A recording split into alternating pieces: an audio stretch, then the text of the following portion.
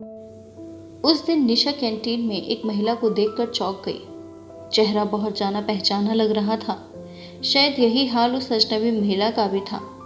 अचानक से निशा को याद आया और वह उसके पास जाकर बोली, हाय, क्या आपका नाम आंचल है? वह महिला उसे देखते हुए बोली, और तुम निशा ना? वे दोनों बचपन की सहपाठिन थी। आंचल निशा को देखते हुए बोली, पर तू यहाँ इस ऑफिस में? तेरे तो बहुत बड़े बड़े ख्वाब थे ना।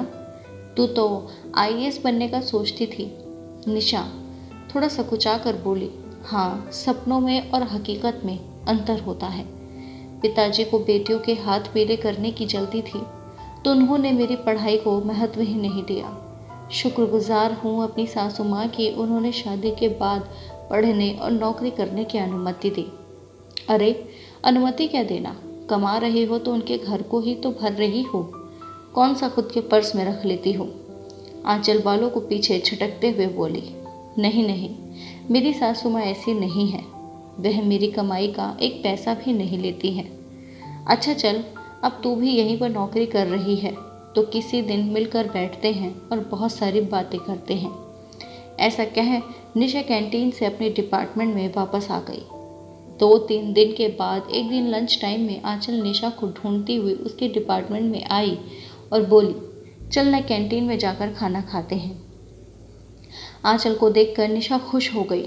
बचपन में भले ही वे दोस्त नहीं थे, पर साथ पढ़ने वालों को देखकर उनसे आने वाली अपने शहर, स्कूल, बचपन की सौंधी खुशबू से अपनेपन का एहसास तो होता ही है।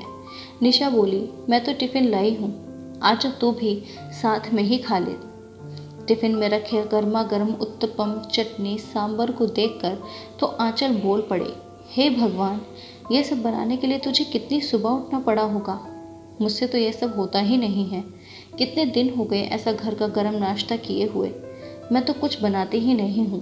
सुबह काम करके आओ, शाम को जाकर फिर काम करो। ना बाबा, मुझसे तो नहीं हो पाता। तो कैसे सुबह सुबह इतना सब गर्म नाश्ता बना लेती है? निशा ने बोला, मैंने नहीं, मेरी सासू माँ ने बनाया है। सुबह का नाश्ता मुझे वही बना कर देती हैं। यह सुनकर आंचल की तो आंखें चौड़ी हो गई, पर फिर मुंह बनाकर बोली, अरे बेचारी, तुम सासू के साथ रहती हो, तब तो तुम्हें बहुत काम करना पड़ता होगा और अपने मन का कुछ कर भी नहीं पाती होगी। न अपने मन का खाना, न पहनना, हर वक्त सास से दब कर रहना। निशा उसे नकारते हुए बोली, नहीं, ऐसा कुछ नहीं है। मेरी सासू माँ तो मुझसे शाम को भी रसोई जाने नहीं देती। कहती हैं, थक कर आई हो, जाओ पहले थोड़ा समय पीहू के साथ खेलो, थोड़ा समय मानव के साथ बिताओ। अभी मेरे हाथ पैर चल रहे हैं और तुम्हारी खेलने खाने की उम्र है, काम करने को ज़िंदगी पड़ी है। सच में मेरी सासू माँ बहुत अच्छी है, सच कहूँ तो मम्मी से भी अच्छी। यहाँ तक कि उन्होंने तो शादी में दहेज भी नहीं लिया था। हे भगवान, निशा तू कहाँ फंस गई? तेरी शादी को कितना समय हुआ है? कहीं ऐसा तो नहीं कि तेरे पति में, ख़ानदान में कुछ खोट हो? आंचल चिंतित होते हुए बोल पड़ी। निशा थोड़ा झुंझला कर बोली, कैसी खोट? इतने सालों से साथ हूँ। मानव तो इतने अच्छे हैं कि सिगरेट शराब तो दूर, एक लौंग तक का व्यसन नहीं करते हैं। मालूम है, मेरे ससुराल में कोई भी मांस नहीं खाता है। मम्मी पापा ने भी शादी से पहले जब मैंने एतराज़ किया तो बोला, तो क्या हुआ, मांस खाना कौन बड़ा अच्छी बात है, तुम भी मत खाना। पर सासू माँ ने कहा, तुम्हें मांस पसंद है तो बाहर जाकर खा सकती हो, घर पर ही बनाना हो तो ऊपर छत वाले चौके में मैं सारा इंतज़ाम करवा दूँगी। हाँ, तो इसे अच्छी नहीं, समझदार सास कहते हैं। उन्हें मालूम था कि अगर मना करेंगी तो शायद तुम नहीं मानोगी, ऐसे उनके एहसान के नीचे दब कर शायद खाना छोड़ दोगी। सच कह रही हूँ ना मैं, अब तुमने खाना छोड़ ही दिया है, आंचल ने गंभीरता से कहा। निशा विचार में पड़ गई, क्या ऐसा हो सकता है? निशा को विचारों में खोया देखकर आंचल फिर बोली, तू आज भी बहुत भोली है, ससुराल में सब तेरे भोलेपन का फ़ायदा उठाते होंगे। अच्छा बता, जीजू की सैलरी वो किससे देते हैं? निशा सोचते हुए बोली, खुद रखते होंगे या माँ को देते होंगे, क्या पता, मैंने कभी जानने की कोशिश ही नहीं की। वैसे भी सारा घर माँ संभालती है और मानव घर के बड़े बेटे हैं, तो उनकी तो जिम्मेदारी बनती है। मेरी भोली सखी, अच्छा हुआ मैं तुझसे मिली, नहीं तो सब तुझे लूट लेते। अरे पागल, इसलिए तेरी सासू माँ तुझे रसोई में जाने नहीं देती।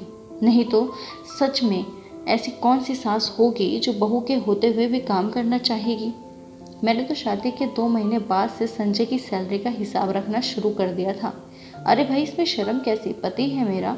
और 6 महीने बाद ही बोल दिया था कि मेरे घर में तुम्हारे माता पिता की कोई जगह नहीं है। निशा आश्चर्य से आंचल को देखते हुए, तुम्हारा घर? अरे वह उनके बेटे का भी तो था। आंचल बोली, शादी के पहले था, शादी के बाद नहीं। मालूम है, बहुत इमोशनल ब्लैकमेल कर रहे थे संजय को। तो मैंने एक दिन अपनी सास ससुर से बोल दिया, या तो मुझे चैन से अकेले रहने दो, नहीं तो तैयार हो जाओ जेल जाने के लिए। जहाँ एक बार दहेज उत्पीड़न का केस किया, फिर तुम्हारी और तुम्हारे बेटे की जिंदगी अदालत का चक्कर काटते ही बीतेगी। निशा ने कुछ अनमनेपन से अपना टिफिन खत्म किया। आज उसे टिफिन के खाने में वो अपनेपन, प्यार का स्वाद नहीं आ रहा था, क्योंकि आंचल कटुता का नमक जो मिला गई थी। ऑफिस खत्म होने पर निशा घर पहुंची तो रोज की तरह सासू माँ ने मुस्कुराकर दरवाज़ा खोलते हुए हाल चाल पूछा। आज निशा को वह मुस्कुराहट बनावटी लग रही थी, पर उसने तुरंत अपने मन में आए नकारात्मक विचारों को झटक दिया। पर आज उसने निशा को गले से नहीं लगाया, उसके दिन भर की बातें नहीं सुनी। वह हाथ मुंह धोकर सीधा रसोई में गई। माँ चाय बनाने जा रही थी। निशा बोली, रहने दीजिए माँ, चाय मैं बनाती हूँ, क्योंकि निशा के दिमाग में आंचल की बातें गूंज रही थी। एक ही ऑफिस में होने के कारण आंचल अक्सर निशा से मिलती रहती और अपने ससुराल वालों के बारे में उल्टी सीधी बातें कर निशा के मन को उनके खिलाफ भरने की कोशिश करती, जिसमें कि वह सफल भी हो रही थी। अब निशा भी सोचने लगी थी कि हाँ, साथ में रहने पर कितना मुश्किल है। सारा पैसा खर्च हो जाता है, सासू माँ पर, उनके दवाइयों पर, रिश्तेदारों पर।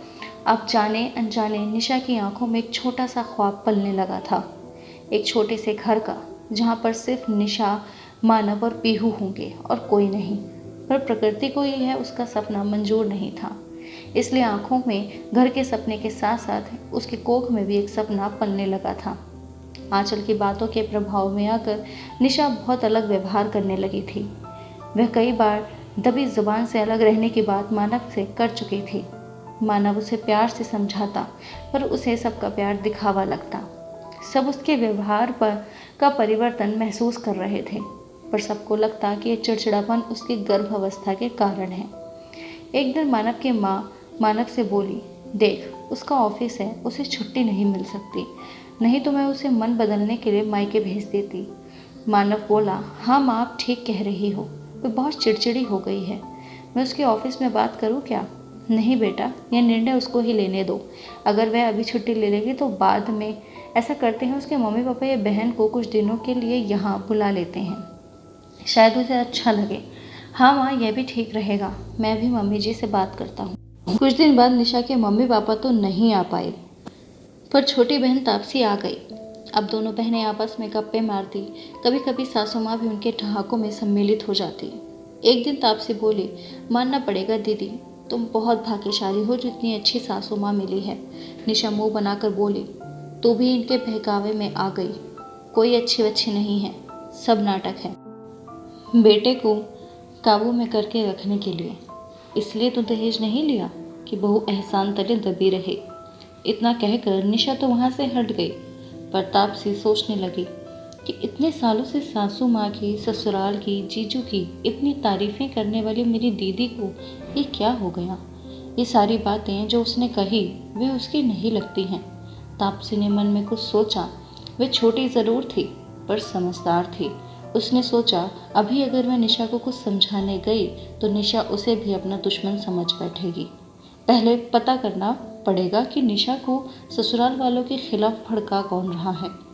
रात को जब तीनों, मतलब निशा, तापसी और मानवी सोने जा रहे थे तो पीहू की कहानी सुनाने की जिद पर तापसी बोली, चलो आज मैं तुम्हें कहानी सुनाती हूँ। फिर निशा को देखते हुए पूछा, दीदू, क्या आपने पीहू को वो धान और सत्तू वाली कहानी सुनाई है जो हमें मासी सुनाती थी? निशा किंचित रोष से बोली, मैंने कोई कहानी नहीं सुनाई, ये तो इसकी दादी ने ही कहानी सुना कर इसकी आदत खराब की है। तापसी बहुत कुछ कहना चाहती थी पर चुप रह गई। गरम तवे पर पानी डालने से फायदा नहीं, पहले आग बुझानी पड़ेगी। वो पीहू को अपनी तरफ खींचकर बाहों में समेट कर कहानी सुनाने लगी। मालूम है गुड़िया, बहुत समय पहले की बात है। तब ना तो यातायात के साधन थे, ना ही आजकल की तरह दुकानें और होटल। तब लोग पैदल ही यात्रा करते थे, क्योंकि घोड़ा आदि जानवर भी सिर्फ अमीरों के पास होते थे। तो लोग यात्रा पर जाते समय थोड़ा सा खाना या दूर की यात्रा के लिए सत्तू बांध लेते थे। मासी, सत्तू मुझे अच्छा लगता है।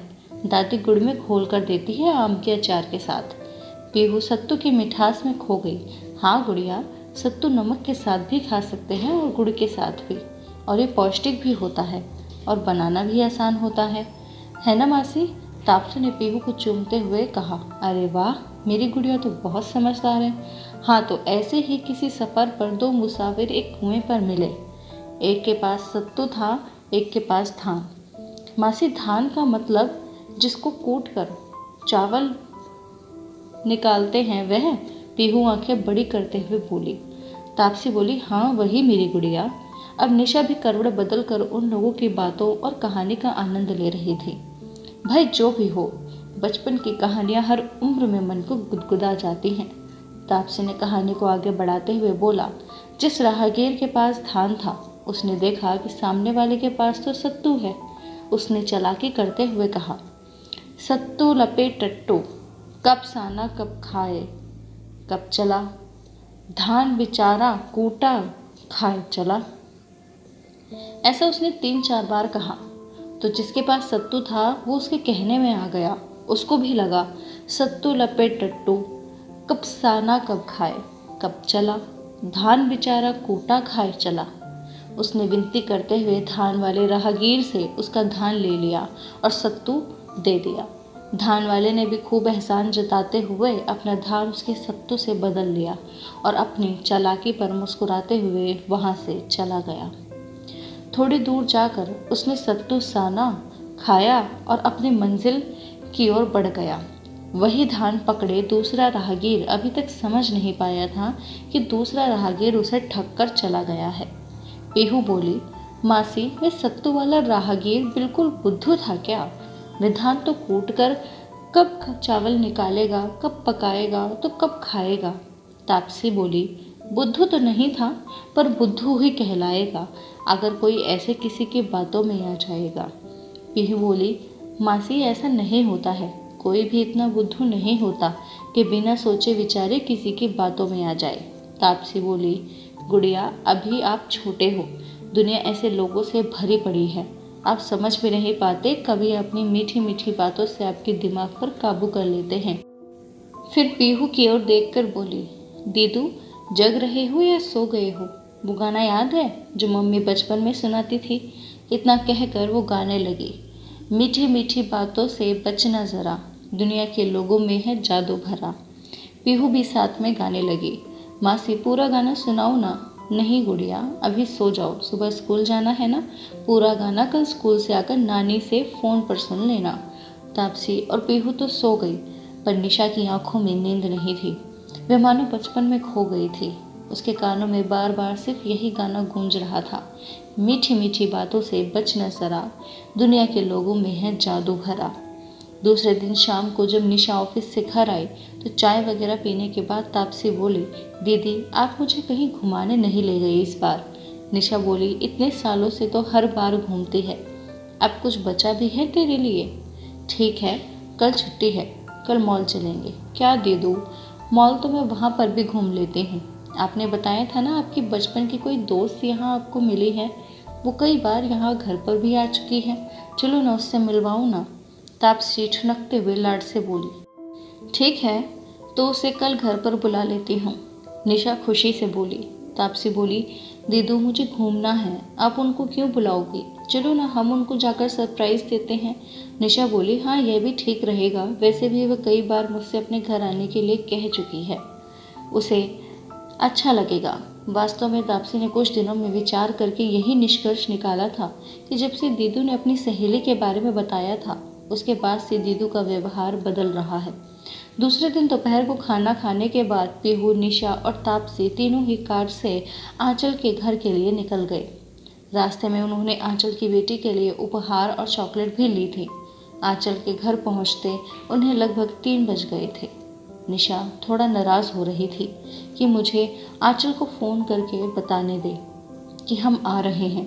कहीं वो घर पर ना हुई तो क्या हम इंतज़ार कर लेंगे, पर सोचो उनको आपका सरप्राइज़ कितना अच्छा लगेगा। इस बात पर निशा मुस्कुरा दी। आंचल के फ्लैट के बाहर पहुंचकर जब उन्होंने घंटी बजाई तो अंदर से आवाज़ आई, श्वेता दरवाजे पर देख कौन है। मम्मा मैं टीवी देख रही हूँ, आप खुद देख लो ना। निशा का मन किया कि वह पीहू के कान ढक दे।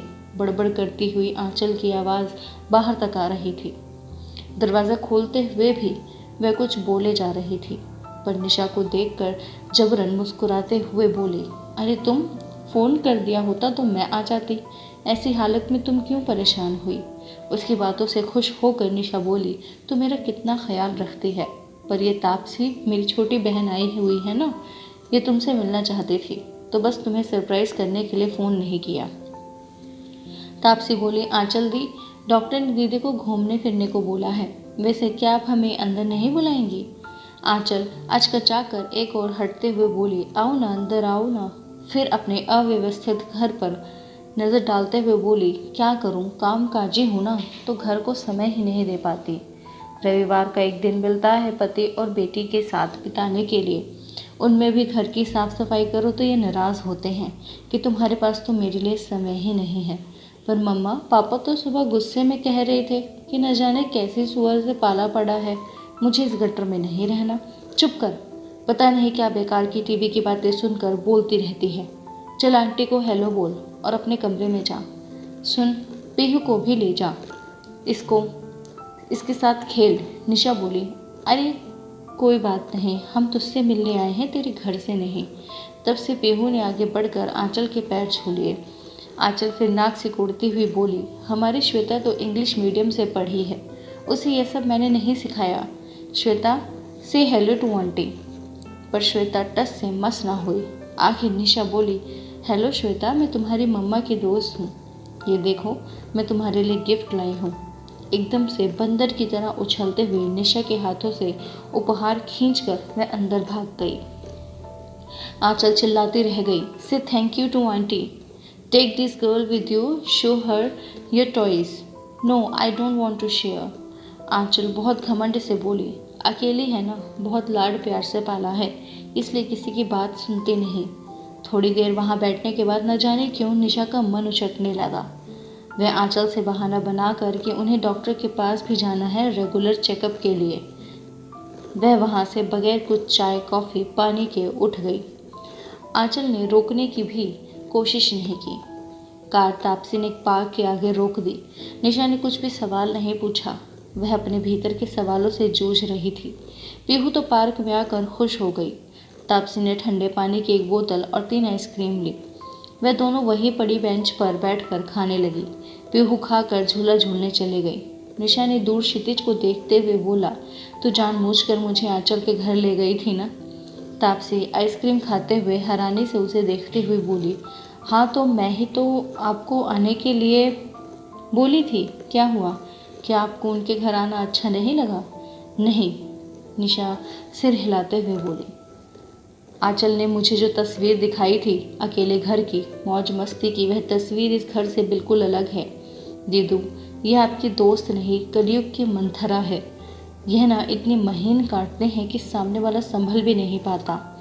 अभी कैसे वह रोना रो रही थी, अकेले रहने का और सारा काम खुद ना कर पाने का, और कैसे आपको सिखाना शुरू कर दिया था कि संयुक्त परिवार में कितनी मुश्किलें हैं।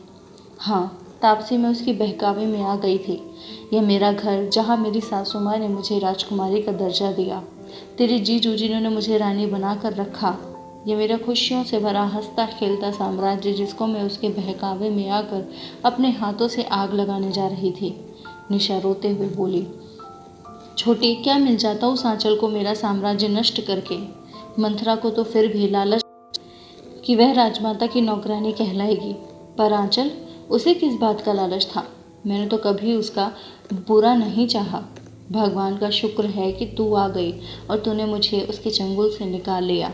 दीदू, मैंने कुछ नहीं किया, आपको खुद से इस बात का एहसास हुआ, और अब वचन दो कि अब किसी की मीठी बनावटी बातों में नहीं आओगी।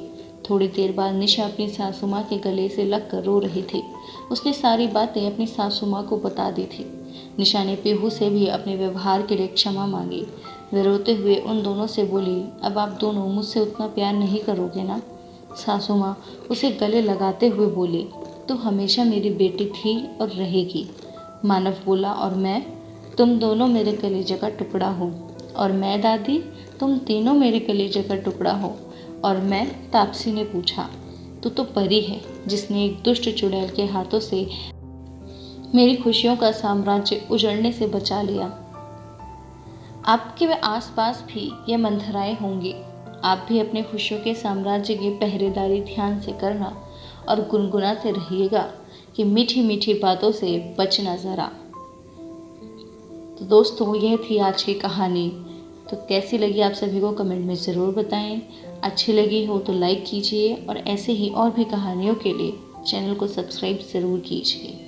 धन्यवाद दोस्तों।